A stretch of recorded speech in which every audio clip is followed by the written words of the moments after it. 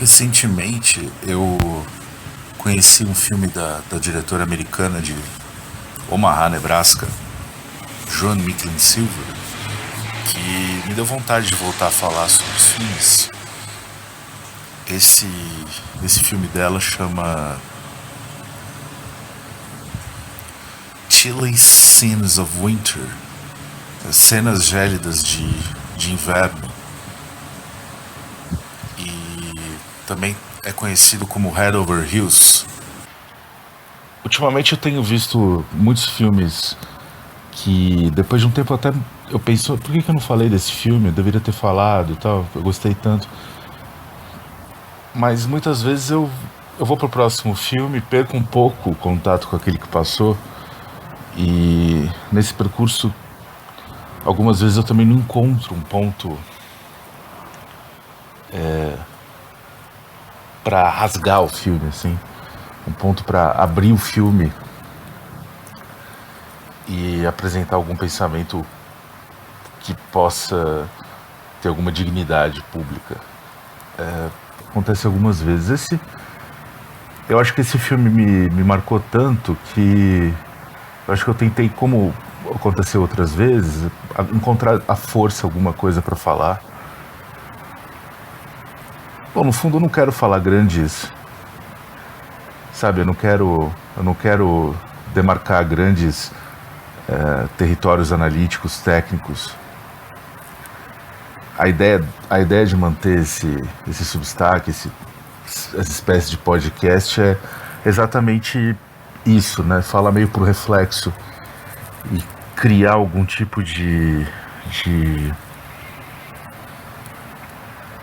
refletor de sensações a partir do filme que de alguma maneira sejam boas de ouvir. Mas eu acho que nos outros filmes que eu vinha vendo e até tendo vontade de falar a respeito, eu não tive nem essa. Eu não consegui nem criar esse processo do refletor, assim, nem começar a criar. Simplesmente guardei esses filmes comigo e ficaram ali. Talvez eu não tenha desejado mesmo refletir. Esse dela, né, da Joan Micklin Silver, é um pouco diferente. É um filme que me marcou demais, assim. Ele me marcou no nível que o filme da Mia Hansen-Løve, o Eden, tinha me marcado há uns 10 anos atrás. Tem uma coisa de demarcação geográfica e sentimental de um certo operariado de classe média em suas contradições sentimentais, em suas contradições amorosas. Esses relacionamentos que vão sendo confeccionados por jovens de classe média operária ou semi-operária em diferentes lugares do mundo europeu, americano, em diferentes tempos, em diferentes gerações. E como essa dinâmica da rejeição, da separação é alcançada, né, através da história, pelo olhar da câmera, de uma maneira que nos faz, assim, testemunhas, né, dessas atribulações românticas e também espelhos, né, porque esses filmes mostram conturbações, né, românticas e da juventude que são meio comuns, né, ao operariado, né, que transita aí pelos tempos, sobretudo os tempos da modernização econômica pós-guerra, né. Esse filme é muito interessante sobretudo porque ele conta a história de um cara que é obcecado por uma moça.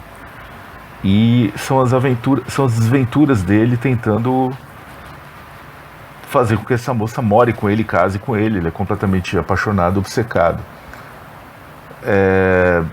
Nessa narração da paixão, da obsessão, a gente vai percebendo que o cara, ele é um retardado.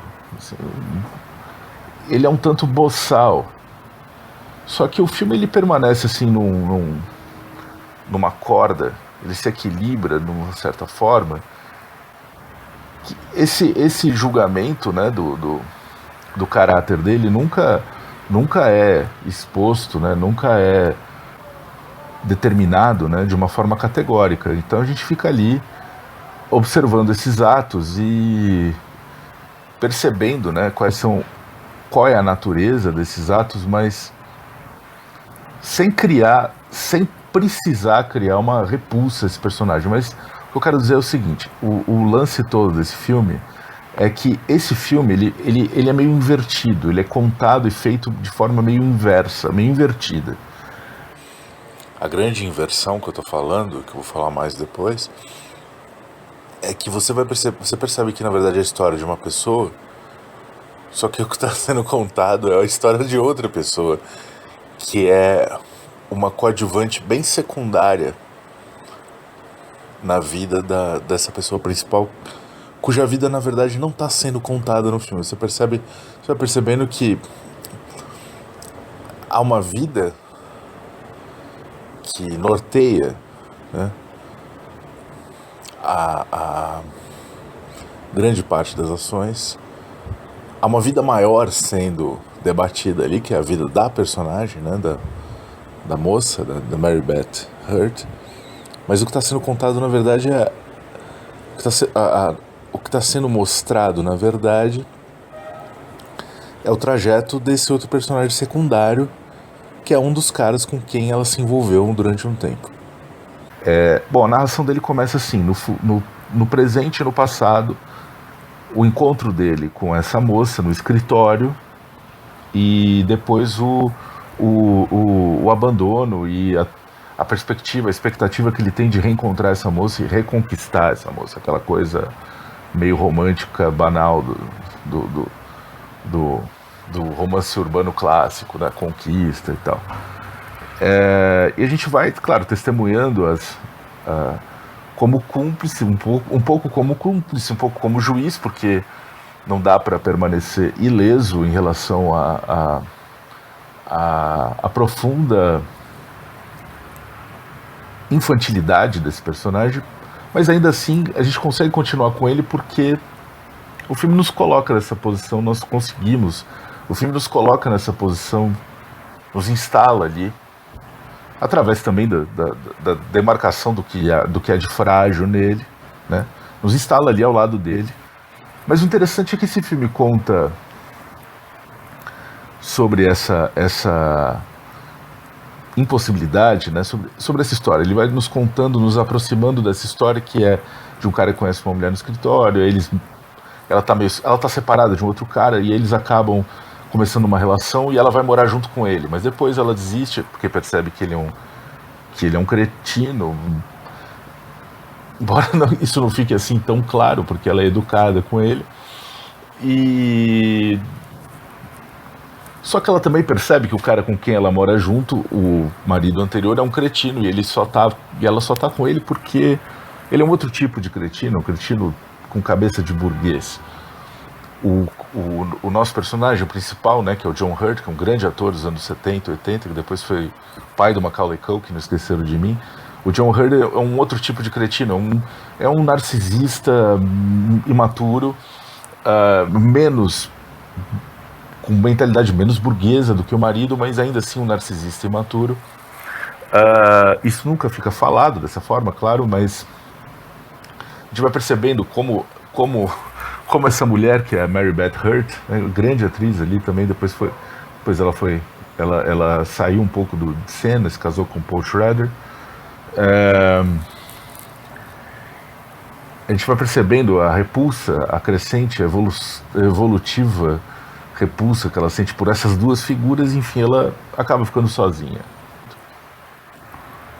E esse filme do Chilly Scenes of Winter é um filme de câmara, pensando assim na música de câmara, né?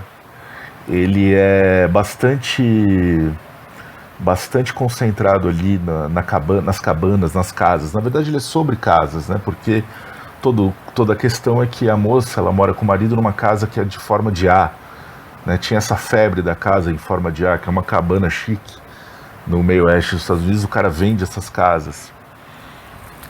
Já o nosso personagem, do John Hurt, que é o cara que é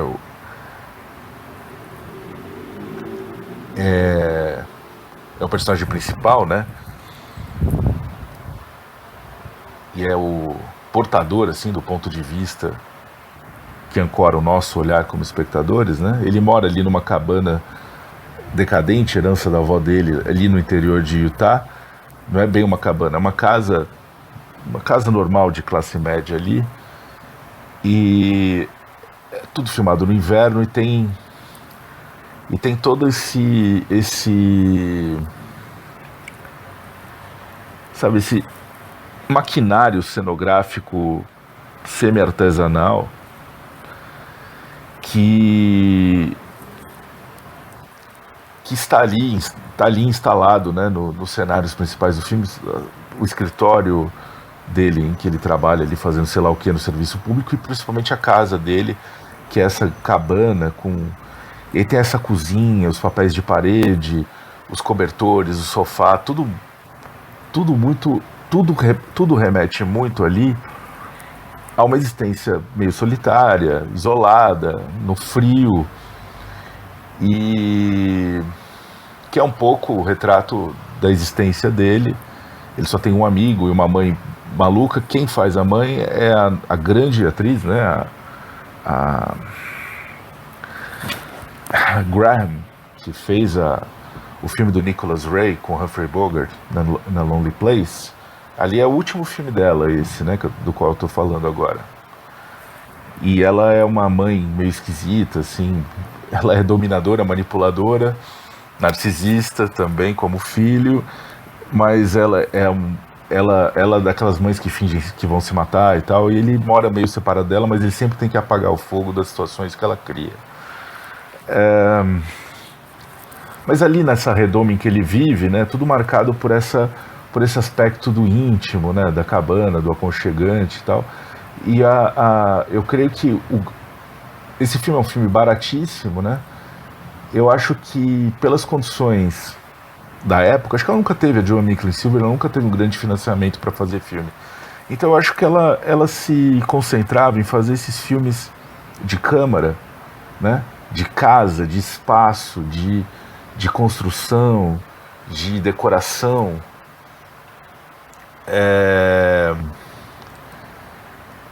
com grande apelo de absorção, né?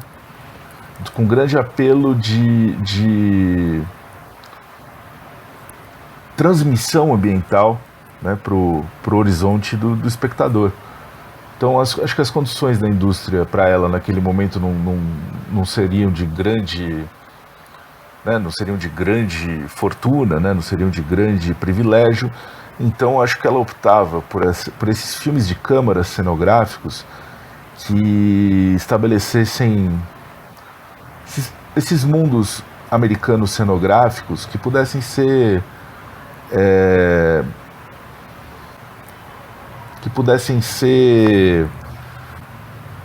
não exatamente palatáveis, né, mas que pudessem estabelecer um núcleo dramático forte e com isso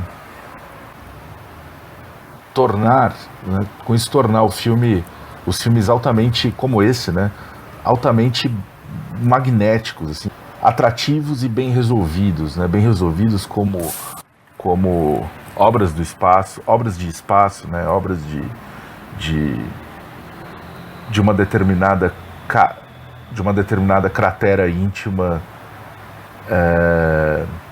factível, né, de um personagem factível, de um ser humano factível. Então eu acho que essa precariedade industrial que era oferecida a ela se transformava numa riqueza cenográfica que não era nem exatamente barroca, nem exatamente muito sofisticada, mas eu acho que ela se dedicava muito a criar essas atmosferas cenográficas que definissem o espaço do filme, o espírito do personagem e uma fronteira fácil, né, de ultrapassar entre o mundo do filme e o mundo dos espectadores. Acho que o que há de mais legal nesse filme, com tudo isso, é que o que ele conta é a história desse cara, sempre condicionada à existência dessa mulher, que é a Mary Beth Hurt.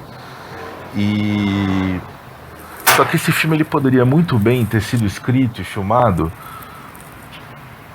sob a perspectiva da personagem Laura, da Mary Beth Hurt.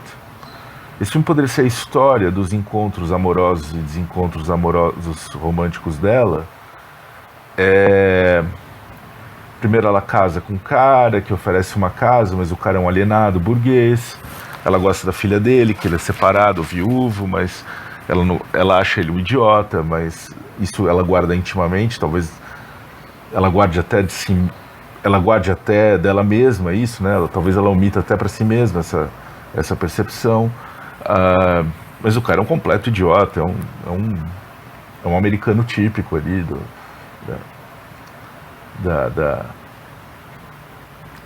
cujo horizonte é ter uma loja e vender produtos de luxo para a burguesia, e o idioma dele é esse, né? O do produto de luxo, do acúmulo econômico, possibilitando acúmulo de conforto para a sociedade burguesa americana. Essa é a linguagem dele. Então ela tá com esse cara, mas ela descobre que ela tá infeliz com esse cara, se separa dele e conhece esse outro cara no trabalho, que é legal, tal, mas ele é obsessivo, ele é grudento, ele é invasivo, ele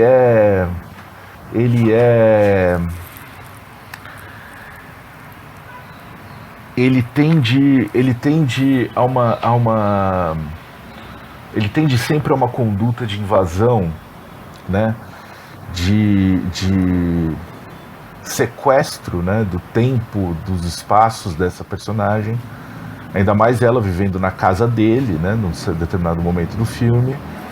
E ele tende a uma conduta muito incômoda, perturbadora até,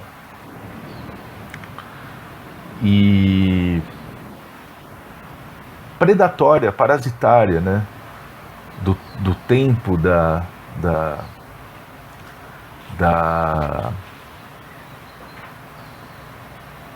intimidade dela, né?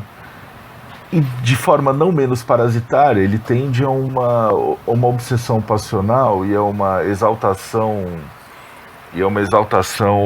quase religiosa da figura dela, né? Dizendo sempre que ela é a melhor mulher de todas, a mais bonita e tal, e isso é uma chatice do cacete, e é um outro tipo, uma outra modalidade de parasitismo, né? É um parasitismo, assim, da exaltação,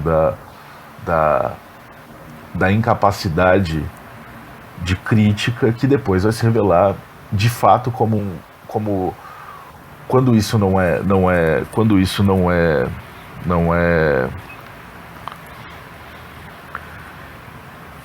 quando ele não recebe o que ele acha que merece por tais elogios,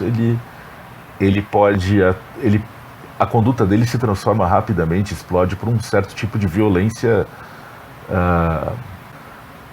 concretamente violenta. Não que haja eclosão de violência no filme, mas eu estou falando da violência psicológica. O filme conta sobre a posição dele diante dessa mulher, esse culto que ele tem em relação a essa mulher, né? Ele é um cultuador dela, essa posição de adoração doentia, e rapidamente ela sai disso, né? O interessante do filme é que o filme mostra a retaguarda, que é ele esperando ela voltar, só que na verdade eles ficam juntos só uns 3 meses, ele é muito pouco na vida dela. Depois ela vai para outras coisas que a gente não sabe direito quais são. Ela conta para ele, eu não tô saindo com ninguém muito sério. Aí ele fica louco e pergunta, mas o que você tá fazendo? Não, não tô fazendo nada, tô vendo ninguém seriamente, quero ficar comigo, não sei o que. Saí outro dia com um taxista, tal, a gente foi beber. Aí ela conta essas histórias. Mas a gente fica imaginando, bom, ela deve estar, na verdade, se aventurando por muitas outras, por muitas outras estradas por aí, né? Ali no interior de Utah, nas proximidades de Reno, não, como é que chama aquela outra cidade que não é Salt Lake City? Bom, enfim, ela tá por ali e deve estar acontecendo muita coisa na vida dela, mas a gente não sabe o que está acontecendo na vida dela. A gente só tem a informação do que acontece na vida dela através do que é permitido a esse personagem saber, pela boca dela ou pela boca de outras pessoas, que é muito pouco. Só que a gente vai perceber o seguinte, esse filme ele poderia ser muito bem a respeito dela, né, a respeito das histórias românticas, amorosas e dos encontros e outros desencontros dela. Eu fico imaginando um filme paralelo que é exatamente isso, conta sobre ela, sobre as histórias dela, sobre as frustrações delas, outras, não só aquelas. E esse cara, nesse filme, nesse outro filme, ele seria um capítulo muito pequeno, quiçá talvez nem fosse um capítulo, fosse 2 páginas de um capítulo geral sobre certos encontros que ela teve depois de se separar. Só que a Joa Makeley Silver, ela escolhe exatamente contar a história desse cara secundário, desse cara menor, desse cara bastante coadjuvante na vida dessa mulher. Eu acho que esse é um movimento de mestre, né? Porque ele cria um curto-circuito do cacete, assim. A gente acha que a gente tá vendo um filme sobre as desventuras amorosas de um cara. Mas na verdade a gente percebe que a gente tá vendo o relato desse cara sobre uma história maior que é a dela. E é um relato limitado por aquilo que ele pode contar e pode oferecer sobre essa história que é a dela. Então ela cria esse jogo de nos contar a história de uma retaguarda, contar a história da retaguarda, né, cuja vanguarda nós não temos acesso. Eu acho que uma retaguarda, né, uma periferia cujo centro, a periferia de um centro que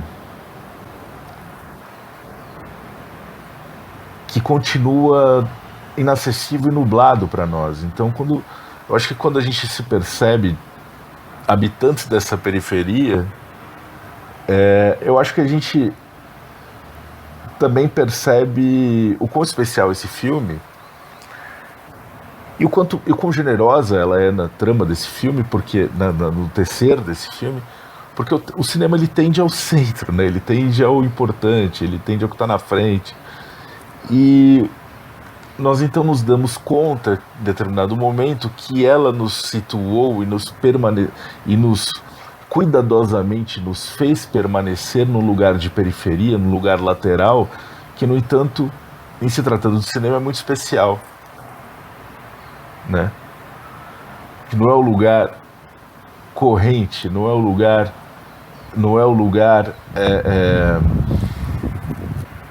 tradicionalmente reservado para o cinema e para o espectador de cinema. No entanto, nesse lugar lateral, nesse lugar periférico, nós temos um perfeito registro do que é essa vida lateral e do que é essa vida periférica. Outra coisa bonita, né, nesse filme, esses filmes de 79, 78, 77, 80, 81, eles têm uma coisa, eles têm um véu. Eles têm um véu de melancolia que me é muito especial. Eu não sei se é porque eu nasci na época em que esses filmes foram feitos, mas esses filmes têm uma coisa diferente, eu acho que tem a ver com essa questão do tempo, de um tempo morto, como se esse tempo, 77 ou 81, ele tivesse existido, mas ninguém registrou direito, ninguém lembra, ou por algum motivo aquilo ficou esquecido, e você só pode acessar isso retornando a filmes como esse.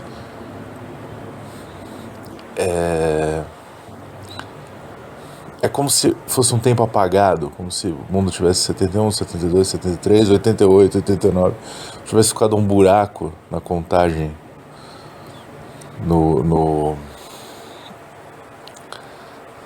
um buraco, né, na sucessão dos anos, e aquele momento tivesse sido esquecido, tivesse sido apagado. Muita coisa boa foi feita ali, inclusive na música, mas sempre são tentativas, no cinema também, sempre são tentativas de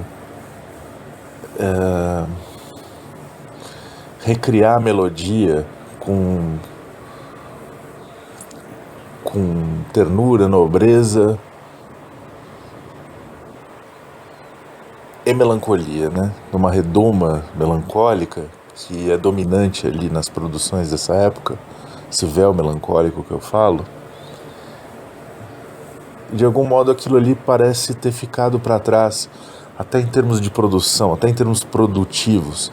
Aquilo tivesse ficado para trás até em termos industriais, como se aquilo ali não mais interessasse nem por o processo industrializante do futuro,